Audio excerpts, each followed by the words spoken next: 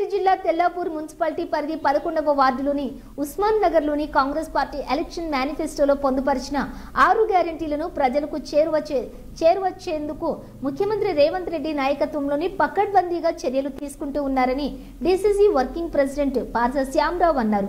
ప్రభుత్వం ఏర్పడిన 48 గంటల్లోనే 2 పథకాలను అమలు చేసి మిగిలినవి 100 రోజుల్లో అమలు చేసేందుకు కృషి చేస్తామని ఆయన అన్నారు.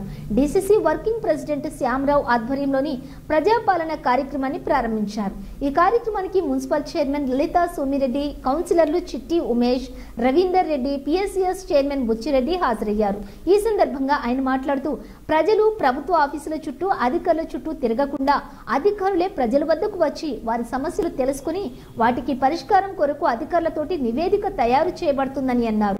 ఈ కార్యక్రమంలోని స్థానిక నాయకులు, సంబంధిత అధికారులు, గ్రామ ప్రజలు, మహిళలు పాల్గొన్నారు.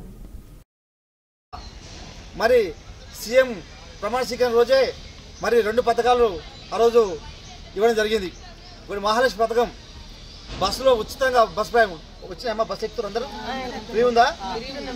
అలాగే మన ముఖ్యమంత్రి చేతల ముఖ్యమంత్రి కాబట్టి అన్నీ చేస్తాడు కాబట్టి ఏదైతే బస్సు చేసిండో మరి ఏదైతే మీకు కూడా హాస్పిటల్లో ఏమైనా ఇబ్బంది పడితే మీకు 10 లక్షల రూపాయలు కూడా మీకు ఇన్సూరెన్స్ మీకు వస్తాయి. అలాగే మరి రేషన్ కార్డులు లేవు కాబట్టి కంపల్సరీ అందరు రేషన్ కార్డు పెట్టుకోండి. కంపల్సరీగా మీరు నిజమైన లబ్ధాలు ఉంటే ఎంపిక చేసి వాళ్ళకి ఇవ్వడం జరుగుతుంది. ఇలా మహాలక్ష్మి పథకం 2500 రావడం జరుగుతుంది. ఏవైతే గ్యాస్ ఉందో మరి వారికి నిరుపేదలకైతే వారికి 500 గ్యాస్ ఇవ్వడం జరుగుతుంది. అలాగే బీదవాళ్ళు ఎవరైనా భార్యాభర్తలు ఇద్దరున్నా వారికి కూడా మరి అవ్వ తాతలకు ఇద్దరు కూడా వారికి 4000 పింఛన్ కూడా ఇవ్వడం జరుగుతుంది.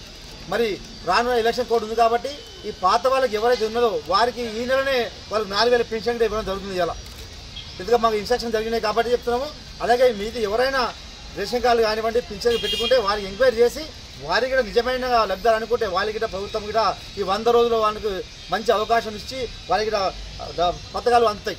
ఎవరైతే మరి ఈ పథకంలో ఇంకోటి రైతు బంధు ఉందో ఆ రైతు బంధుకి లేని వాళ్ళు పెట్టుకోండి. ఇలా పాత వాళ్ళకి అవసరం లేదు. ఇలా ఎందుకంటే రైతు బంధు కానివ్వండి పింఛన్ పథకాలు అవసరం లేదు, లేని వాళ్ళు పెట్టుకోండి. ఇలా అలాగే మళ్ళా ఎవరైతే ఒంటరి మేళ కానివ్వండి పెట్టుకోండి. అలాగే రైతు బంధు కానివ్వండి, ఎవరైతే ఇల్లు లేని వాళ్ళకు కాల్ జాగా ఉందిగా, కాల్ జాగా ఉంటే 5 లక్షల రూపాయలు ఇందిరమ్మ ఇల్లు కింద శాంక్షన్ జరుగుతుంది. ఇలా